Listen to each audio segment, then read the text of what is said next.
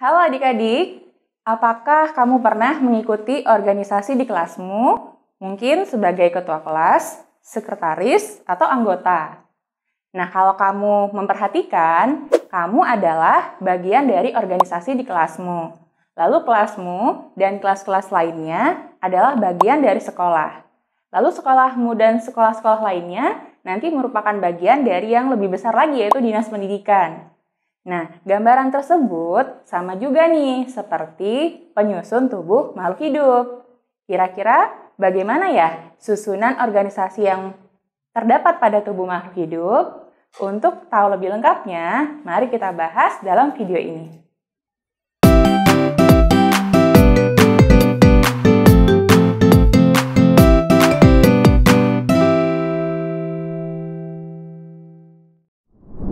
Tingkatan organisasi yang menyusun tubuh makhluk hidup dari yang paling kecil sampai yang paling besar, yaitu ada sel, kemudian jaringan, lalu ada organ, sistem organ, dan organisme. Kalau kita belajar lagi yang lebih tingginya, nanti ada populasi, komunitas, dan seterusnya. Nah, agar lebih paham dari penjelasan masing-masing penyusun tubuh makhluk hidup tadi, mari kita bahas definisinya.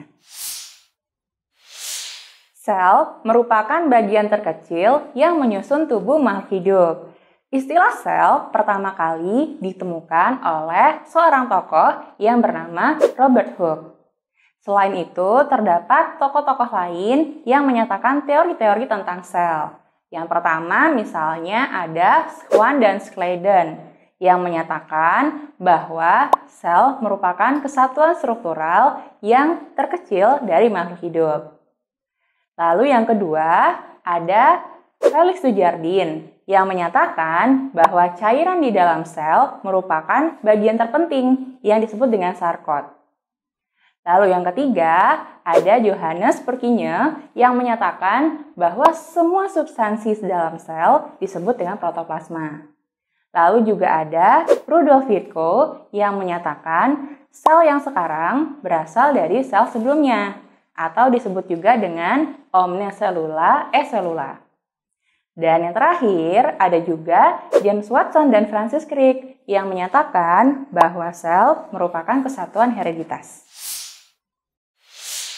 Berikutnya, sel-sel yang memiliki bentuk dan fungsi yang sama akan membentuk tingkatan yang lebih tinggi yang disebut dengan jaringan. Lalu, jaringan-jaringan yang mendukung fungsi yang sama akan membentuk tingkatan yang lebih tinggi lagi yang disebut dengan organ. Nah, kemudian kumpulan organ-organ berbeda yang mendukung fungsi tertentu akan membentuk tingkatan yang lebih tinggi lagi yang disebut dengan sistem organ. Lalu, kumpulan dari beberapa sistem organ yang mendukung fungsi-fungsi kehidupan makhluk hidup nanti disebut tingkatan yang lebih tinggi lagi yang namanya organisme, atau kita sebut juga dengan makhluk hidup tunggal.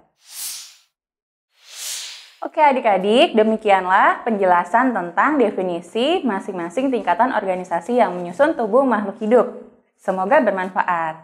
Dalam video lainnya, kita akan membahas tentang bagian-bagian sel. Tetap semangat dan sampai jumpa!